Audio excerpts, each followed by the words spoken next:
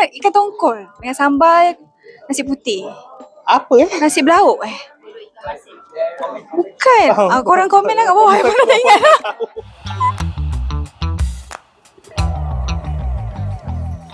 Boleh kongsikan tak antara orang kata rutin berbuka? Saya ada cerita yang sangat sedih lah untuk tahun ni. Ini adalah tahun yang kedua saya berpuasa sambil bekerja. Jadi tak ada rutin yang special pun, sadly.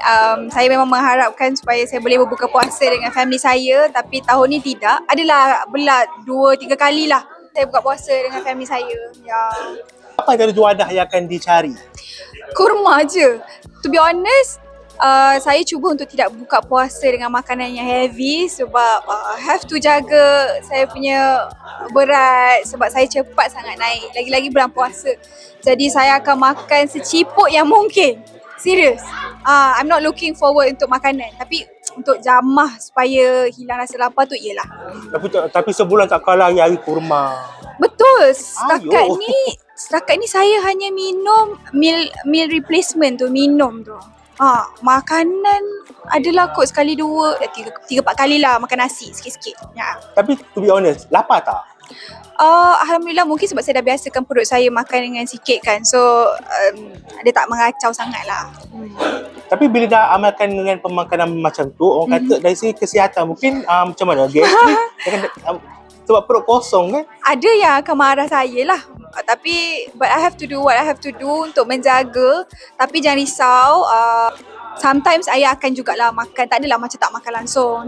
There will be time yang saya akan makan. Kalau saya tak makan time berbuka pun mungkin kejap lagi pukul 9, pukul 10 saya akan jamah sikit. Ya. Okay, kalau bersahur pula macam mana? Bersahur saya akan makan kurma 3 biji. Kurma juga. Susu kurma satu cawan. Lepas tu dengan telur 3 biji. Cukup dah. Usia 26. 26. Ya. Itu kan? 26 kan? 26. Okay. Pada usia 26 tahun. 27 lah tahun ni. Pada usia 27-26 lah lebih kurang. Okay, sejujurnya pandai masak tak? Kita tanya PR kita pandai masak tak awak? Oh. Tak adalah pandai sangat. Biasa je. Untuk kenyangkan perut sendiri, alhamdulillah lah.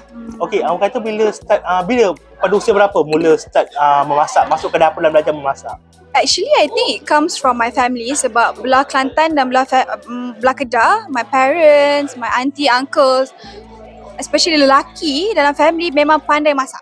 Okay. Yeah, so I think saya memang mengikut genetik mereka lah kot, pandai masak, alhamdulillah. Ya. Tapi taklah kerap sangat. Dia kadang-kadang je saya ni kadang-kadang sebab kita kan memang tak ada masa pun. So nak cakap kerap tak kerap tu depends. Okay, dilahirkan mak belah tadi Kedah Kelantan. Ayah belah Kedah. Betul. Jadi antara Kedah dan juga Kelantan, masakan mana yang bagi you favourite? Tak baik, suruh pilih.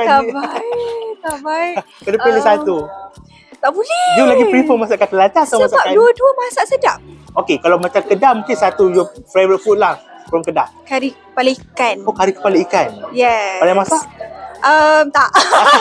Yang Melayu tu I bagi my mum masak. Okay. Sebab I'm more into western sikit.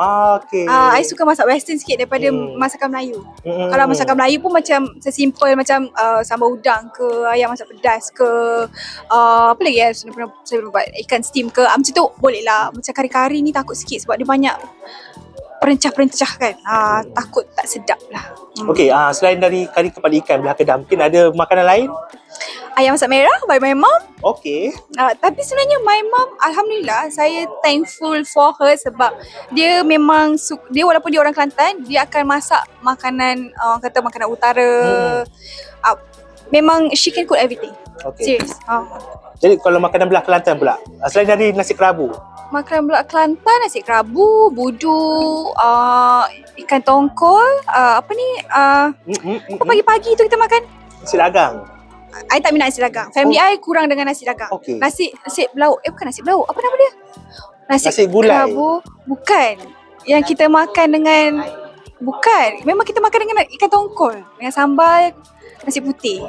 Apa Nasi belauk Bukan. Korang komen lah kat bawah. I pernah tak ingat.